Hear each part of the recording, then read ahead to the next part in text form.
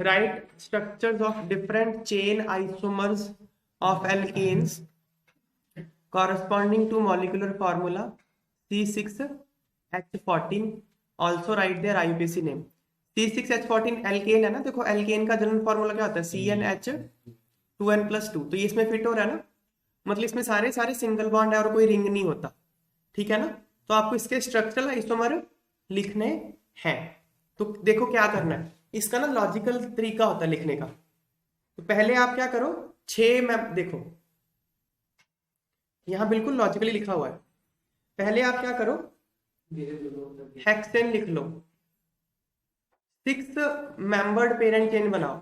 6 membered parent chain अगर बनानी है तो क्या बनेंगे, यही एक ही बनेगा ना, 6 मेंबर्ड वाला एक ही बन सकता है। अब आप सोचो कि ठीक है 5 मेंबर्ड पेरेंट चेन वाले कितने आइसोमर में बना सकता हूँ, तो 5 मेंबर्ड वाले पहले तो पेरेंट चेन 5 की बना लो। अब एक एक और CH3 लगाना है आपको, 6 कार्बन है ना। देखो यहाँ पे अगर कंफ्यूजन हो रही है तो H को मत काउंट करो, पहले 6 कार्बन वाला बना लो, 1 2 3 4 5 6। H तो एडजस्ट कर ही लोगे CH3H2 लगा के, है ना। अब क्या करो, 6 कार्बन वाला एक ही बन सकता है। अब 5 कार्बन वाला कितना बनेगा, 1 2 3 4 5। 5 कार्बन पेरेंट चेन बना ली। अब ब्रांचिंग करनी है एक कार्बन की, मैं यहां भी लगा सकता हूँ वो। दूसरा ऑप्शन क्या है, मैं यहां लगा सकता हूँ वो। तीसरा ऑप्शन क्या है, बस और कोई ऑप्शन नहीं है। आप ये मत बोलना, आप ये मत बोलना कि यहां लगा लो, ये और ये सेम है, कोई फर्क नहीं है इन दोनों में, तो इसलिए रेड वाला गलत है। तो 5 मेंबर्ड पेरेंट चेन वाला मैं सिर्फ 2 ही बना सकता हूँ, ठीक है ना। अब मैं क्या सोचना शुरू करूंगा, ठीक है 5 मेंबर वाले तो हो गए, अब मैं क्या करूँ, 4 मेंबर वाले बना लूं, 1 2 3 4। अब 2 ब्रांचिंग करनी है, 2 ब्रांचिंग कहाँ कर सकता हूँ मैं, देखो बताओ, 2 ब्रांच कहाँ कर सकता हूँ, एक यहाँ पे एक ऐसे कर सकता हूँ। और क्या रास्ता है मेरे पास, ऊपर नीचे, हाँ 1 2 3 4, एक यहाँ पे एक यहाँ पे। 3 कार्बन की चेन की बात नहीं हो रही अभी, 4 कार्बन चेन की बात हो रही है। दोनों ही ऊपर करते हैं, दोनों ऊपर क्या ऐसे, हाँ हाँ वो अलग चीज होती है। ये हाँ ये और ये तो सेम है, सेम सेम है ये तो, ऐसे नहीं करना, ठीक है। तो ये 4 कार्बन चेन वाले इतने ही बन सकते हैं, ठीक है। फिर मैं सोचूंगा ठीक है 4 कार्बन चेन वाले तो मैंने बना लिए, अब मैं 3 कार्बन चेन वाले सोचूंगा, 1 2 3। अब 3 और लगाने हैं मेरे को, भी शिफ्ट कर सकते हैं दूसरे पे किया हमने 4 कार्बन वाला।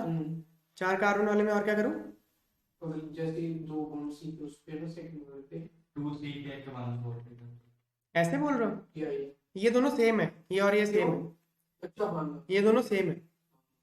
आपको हिंट दे रहा हूं, आप लिख लो, अगर आपके दिमाग में आ रहा है कोई कंपाउंड ऐसा हो सकता है लिख लो, फिर सबके IUPAC नेम लिखो। देखो जैसे एग्जांपल में करके दिखाता हूँ मैं, 1 2 3, ये बोल रहे हो ना, इन दोनों का IUPAC नेम देखो क्या होगा, सेम हो जाएगा, IUPAC नेम सेम हो जाएगा। देखो 1 2 3 4, 1 2 3 4, ये है 2 2 डाइमिथाइल ब्यूटेन, ये भी है 2 2 डाइमिथाइल ब्यूटेन, सेम है ये कंपाउंड। तो जो स्ट्रक्चरल आइसोमर्स होते हैं उनका IUPAC नेम सेम होता है। तो 4 कार्बन वाला 2 ही बन सकता है सिर्फ। अब 3 कार्बन वाला देखो, 3 कार्बन वाला ऐसे बन गया।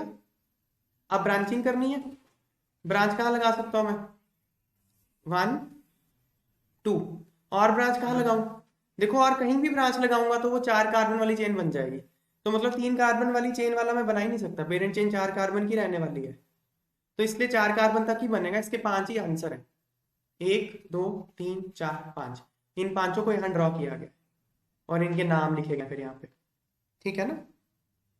तो 5 बनेंगे। अब नाम देख लेते हैं इनके, 5 बनेंगे सिर्फ।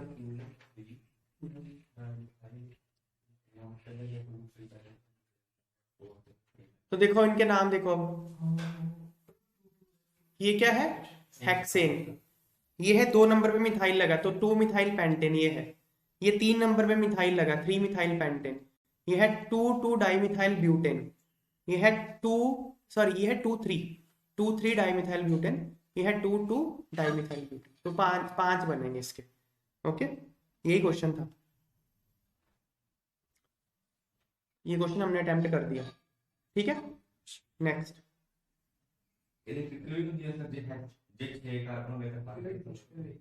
नहीं, ऐसा कोई ट्रिक नहीं होता, ऐसा कोई ट्रिक नहीं होता 6 कार्बन 5 आइसोमर।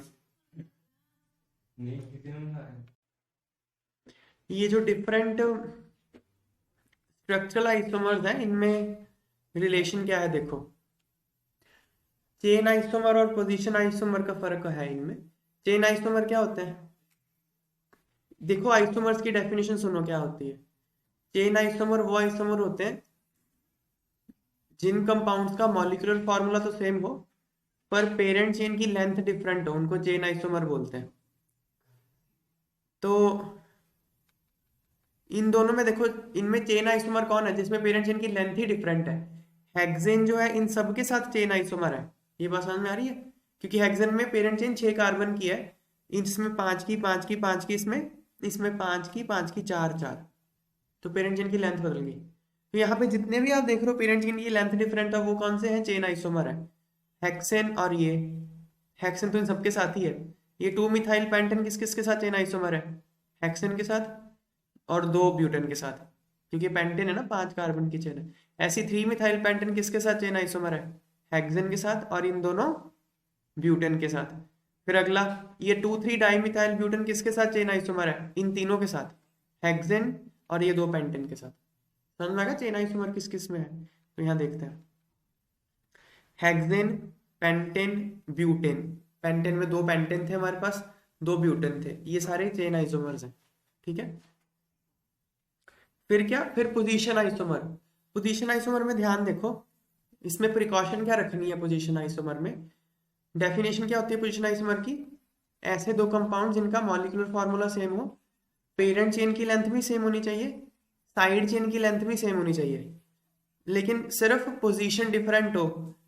पोजीशन किसकी डिफरेंट हो, साइड चेन की पोजीशन डिफरेंट हो, या अगर कोई फंक्शनल ग्रुप है तो उसकी पोजीशन डिफरेंट हो, या डबल बॉन्ड की पोजीशन डिफरेंट हो, मतलब पोजीशन में फर्क आए कहीं पे। डिफरेंट होना क्या नहीं चाहिए, साइड चेन नहीं डिफरेंट होनी चाहिए, और लेंथ, मतलब length of side chain and length of parent chain should be same, और फंक्शनल ग्रुप भी सेम होना चाहिए। अगर कोई फंक्शनल ग्रुप है तो तब पोजीशन आइसोमर की करोगे discussion. Compounds having same molecular formula, same functional group, same length of parent chain and side chain but different position of substituent or functional group are called position isomer। अब देखो इसमें position isomer कौन है, ये देखो, ये दोनों position isomer है। इसमें जो मिथाइल है सेकंड पे लगा है, यहाँ पे थर्ड पे लगा, तो ये दोनों पोजीशन आइसोमर हो गए, है ना। और कौन पोजीशन आइसोमर है, ये दोनों देखो, यहाँ पेरेंट चेन कितने की है, 4 की, यहाँ भी पेरेंट चेन कितने की है, 4 की, साइड चेन कितने की है, 2 साइड चेन है, एक की लेंथ 1 है, दूसरे की भी 1 है, यहाँ पे भी 2 साइड चेन है, इसकी लेंथ 1, इसकी भी 1, तो साइड चेन की लेंथ भी सेम है, पेरेंट चेन की लेंथ भी सेम है, सिर्फ पोजीशन डिफरेंट है साइड चेन की, यहाँ 2 3 है, यहाँ 2 2 है। So these two are also position isomers. ठीक है बात, ये पोजीशन आइसोमर है और ये दोनों पोजीशन आइसोमर। अगला क्वेश्चन देखते हैं। देखो इस तरह के क्वेश्चन सही करने का एक ही तरीका हो सकता है अगर आप लॉजिकली सोचो तो। अगर ऐसे लिखने लग जाओ कुछ भी तो एक आध चीज मिस कर दोगे बीच में, तो तरीका देखो लॉजिकल क्या है। Right structure of different isomeric alkyl groups corresponding to molecular formula C5H11। पहले तो ये है क्या, ये एल्काइल ग्रुप है। एल्काइल कैसे होता है, एल्केन से एक H हटा दो तो एल्काइल बन जाता है। जैसे एल्केन का फॉर्मूला क्या होता है, CnH2n+2, n की वैल्यू क्या पुट कर दो 5, तो C n की 5 पुट करोगे तो C5H12, ये एल्केन है ना। एल्केन में से एक H हटा दोगे तो एल्काइल, एक H हटा दिया तो C5H11। समझ में आ गई बात है, ये एल्काइल है। तो डिफरेंट एल्काइल कितने बन सकते हैं, फिर right IUPAC name of alcohols obtained by attachment of OH group at different carbons of the chain। मतलब जो आपने C5H11 किया है, इसके साथ एक OH लगा के, एक C5H11 OH लगा के कितने अल्कोहल आप उसके IUPAC नेम लिखने। ठीक है, तो पहले देखो, अब सोचना मुझे ये है कि मैं पहले अल्काइल ग्रुप में 5 कार्बन एक साथ रख लूं, पेरेंट चेन 5 कार्बन की हो, ऐसे सोचूंगा मैं।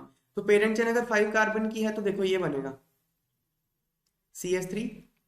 पहले मैं ये बना रहा हूँ, पहले मैं बना रहा हूँ C5H12, पहले ये बना रहा हूँ, ठीक है। तो CH3 CH2 CH2 CH2 CH3, ये C5H12 बन गया। अब यहाँ से एक हाइड्रोजन हटाना है मुझे। एक हाइड्रोजन हटाने के कितने तरीके मेरे पास है? पेरेंट चेन में मैंने लगातार सारे कार्बन लगातार जोड़ दिए, ये मेरा फर्स्ट था, ठीक है ना।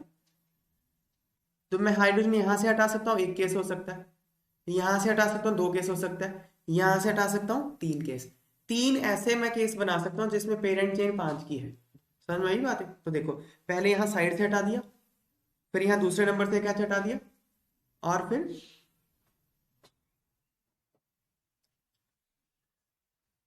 यहाँ पे तीसरे नंबर से क्या हटा दिया। ये डिफरेंस समझ में आया क्या किया? अब क्या करना है, अब मुझे बताओ स्ट्रेट चेन ऐसे 5 कार्बन स्ट्रेट चेन में जोड़ने के बाद और कोई केस बचता है हाइड्रोजन हटाने का? बताओ। नहीं। अब मैं बोलूंगा ठीक है अब 4 कार्बन एक साथ रखो, पेरेंट चेन में 4 कार्बन रखो। तो 4 कार्बन रख दिए। अब पहले तो मुझे एक सी मिथाइल लगाना पड़ेगा, सी। तो वो लगाने का क्या तरीका है? यहाँ लगाओ सी। और कोई तरीका हो सकता है सी लगाने का? बताओ मुझे। 4 कार्बन ऐसे जोड़े, और कोई तरीका कहीं है साइड में सी लगाने का? बोलो। यहाँ लगा दो। अरे तो ये दोनों सेम ही है, ये बात समझ में आ रही है? तो एक ही तरीका है जिससे आप ये बना सकते हो स्केलेटन, इसको स्केलेटन बोलते हैं, ठीक है ना। ढांचा यही बन सकता है 4 कार्बन वाली पेरेंट चेन का। अब H हटाना है यहां से, तो H हटाने के कितने तरीके हो सकते हैं? मैं यहां से हटा सकता हूँ H, यहां से हटा सकता हूँ, यहां से हटा सकता हूँ, 4 तरीके से हटा सकता हूँ। समझ में आ रही है बात है? ये नहीं समझ में आ रही तो बताओ। क्लियर है ये? 4 जगह से H हटाया जा सकता है। तो देखो ये ढांचा था, इसका स्केलेटन था, यहां से H हटा दिया। फिर क्या किया? ये देखो ना, ये ऐसा ही है। 1 2, ये कहां से H हटाया? ये यहां से हटा दिया H, यहां से। देखो इसी को फोकस कर लो, यहां से H हटा दिया, ये बन गया। यहां से हटा दिया तो ये बन गया, ये देखो। समझ में आ रही है बात? फिर क्या है, ये कंफ्यूजन नहीं हो रही ना कि यहां से हटाया इसको तो ये है, ये उल्टा करके लिख दिया इसको। फिर कहां से हटाओ, देखो अगला, अगला फिर यहां से हटा दिया, है ना। फिर एक यहां से, उन चारों को इसी से हटा दिया, ये चार। ठीक है बात है? फिर क्या, अब 4 वाले खत्म हो गए मेरे पास। अब मैं बोलूंगा ठीक है 3 पेरेंट चेन वाली कार्बन ले लो। तो 2 ब्रांच लगाने पड़ेंगे आपको, क्योंकि कार्बन की संख्या 5 है। तो वो ब्रांच कहाँ लगाऊं बताओ? यहां देखो, इन दोनों पे तो लगा नहीं सकता, ब्रांच मैं इन दोनों पे लगा नहीं सकता। अगर मैंने इन दोनों पे लगाई तो पेरेंट चेन 4 की हो जाएगी। वो तो मैं केस ऑलरेडी कवर कर चुका हूं। तो कहाँ लगेंगे 2 ब्रांच? 2 ब्रांच बीच में ही लगेंगे, और कहाँ लग सकते हैं? ठीक है ना बात है? अब H हटाने का क्या रास्ता है मेरे पास? एक ही रास्ता है, देखो यहां से हटाओ। ये चारों कार्बन तो एक ही जैसे है ना, तो कहीं से भी एक H हटा दो बस, एक ही केस बनेगा, ये बन गया। तो एल्काइल ग्रुप इतने ही बन सकते हैं। समझ में आ गई बात है? अब एल्कोहल बनाना था, तो जहां जहां से आपने एक H हटाया था वहां वहां OH लगा दो। ठीक है बात है?